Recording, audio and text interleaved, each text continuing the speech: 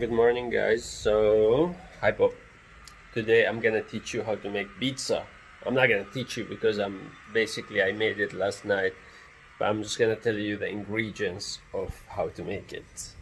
Um, okay, so basically you need to make your dough. Your dough is made out of flour, yeast, sugar, and salt. Um, I don't really measure, but you could. Yeah, I mean, you can look at the measurements anywhere online or something. I used wheat flour, white flour, and yeast, sugar, and salt, just mixed together and made it rest overnight. And I have my sauce. My sauce is tomato base, tomatoes, fresh tomatoes, beef, ground beef, onions and garlic, salt, pepper. That's it. This is my sauce. As I told you, I already mentioned the ingredients, but it has black things here. This is was burned and yeah. So this is my dough, and usually when it's this soft, it means it's gonna come out really like beautifully when you bake it. So you cut based on how thin or thick you want it to be.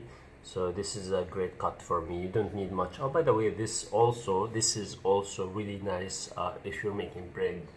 If you're making bread, you just flatten it and take small pieces.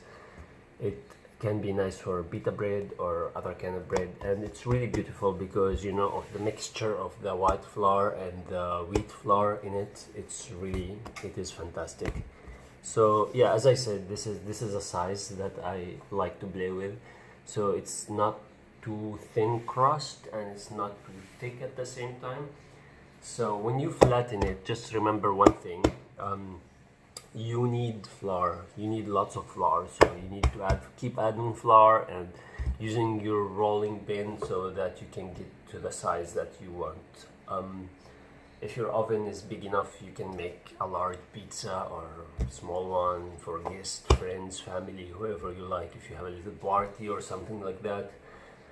So Ayan, I'm gonna make it. I'm just gonna flatten this first, and then after that I'm gonna add the sauce to it, and I'll show you guys how it's gonna look like. So I added flour to it, and as you can see, I didn't even use the rolling pin yet, but it's already like melting in my hand. It's really, and it's breaking too. So this is gonna taste amazing later on when we bake it in the oven. So I don't think I need to press too hard on it to again get the size that I want. And let me show you guys. See, it's really flattening up on its own actually. But I do still need to use the rolling pin because I don't want it to break, because if I'm just using my hand, I'm not that talented to make it yeah, get to the size that I want. You know, also when it comes to the shape, you don't need to, it doesn't you don't necessarily have to get a perfect round shape. You know, a pizza is, for me, it's a fun dish. So whether it's round or square or circled, or there are edges in it, so it doesn't matter. And I'm really loving this because again, it's flattening so fast. It's actually scary because breaking too. But I think I need more flour.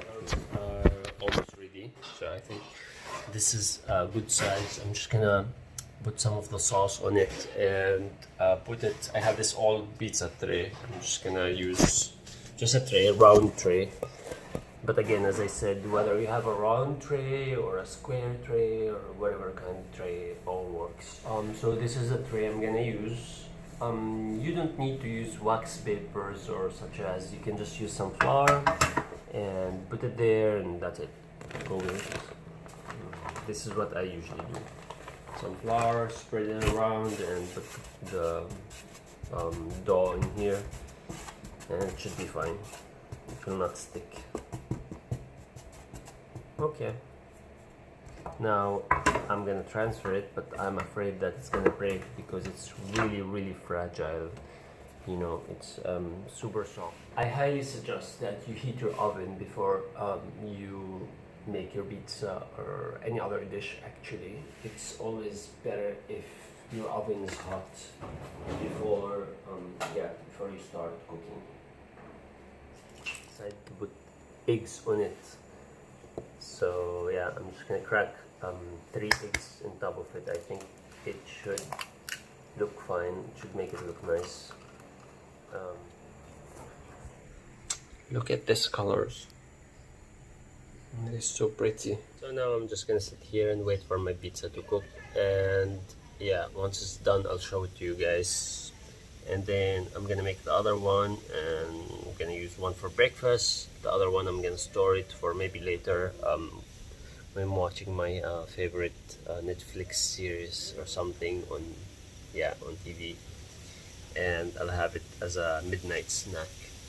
That'd be nice, right?